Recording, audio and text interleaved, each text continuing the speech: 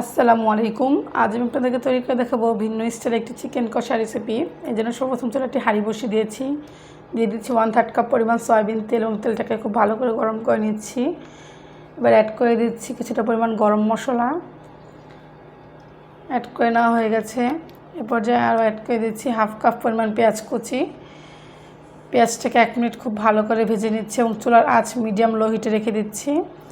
পেঁয়াজটা একটু নরম হয়ে গেছে। এই পর্যায়ে অ্যাড করে দিচ্ছি 1.5 টেবিল চামচ পরিমাণ আদা ও রসুন বাটা এবং এগুলোকে খুব ভালো করে ভেজে নিচ্ছি যেন কাঁচা গন্ধ ভাবটা চলে যায়।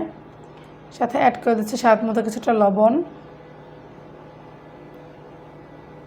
মিক্স করে নিচ্ছি। মিক্স করে নেওয়া হয়ে গেছে। পর্যায়ে অ্যাড করে দিচ্ছি মুরগির মাংস এবং কিছুটা আলু। আপনারা চাইলে আলুটা স্কিপ করতে পারেন, যেহেতু আমি এই রেসিপিটা পরোটার সাথে সার্ভ করব, তাই আমার কাছে আলু দিলে ভালো লাগে, তাই আমি অ্যাড করে দিয়েছি এবং সবগুলো খুব ভালো করে মিক্স করে নিচ্ছি এবং ঢেকে দিচ্ছি এবং অপেক্ষা করছি কিছুটাক্ষণ, যতক্ষণ না পর্যন্ত চিকেনের গা থেকে পানি ছেড়ে দেয় এবং আবারও খুব ভালো করে মিক্স করে নিচ্ছি এবং আবার কিছুক্ষণ ঢেকে দিচ্ছি।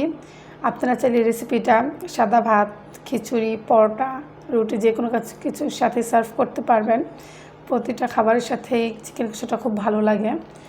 এই তো দেখতেই পাচ্ছেন চিকেন থেকে অনেকটা পানি ছেড়ে দিয়েছে। এ পর্যায়ে আবারও খুব ভালো করে মিক্স করে নিচ্ছি এবং অ্যাড করে দিচ্ছি 1/2 চা চামচ পরিমাণ জিরা বাটা, 1/2 চা চামচ পরিমাণ ধনিয়ার গুঁড়া, 1/2 চা চামচ পরিমাণ হলুদের গুঁড়ো এবং 1 টেবিল চামচ পরিমাণ মরিচের গুঁড়ো।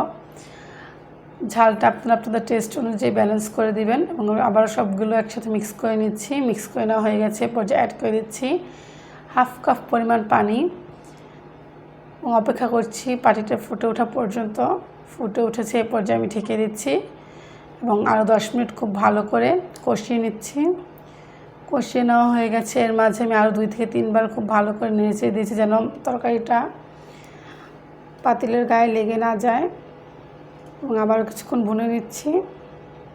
এই তো ভুনে নেওয়া হয়ে গেছে। এ পর্যায়ে আপনারা চাইলে রুটি বা পরোটার সাথে সার্ভ করার ক্ষেত্রে একটু গ্রেভি তৈরি করতে পারেন।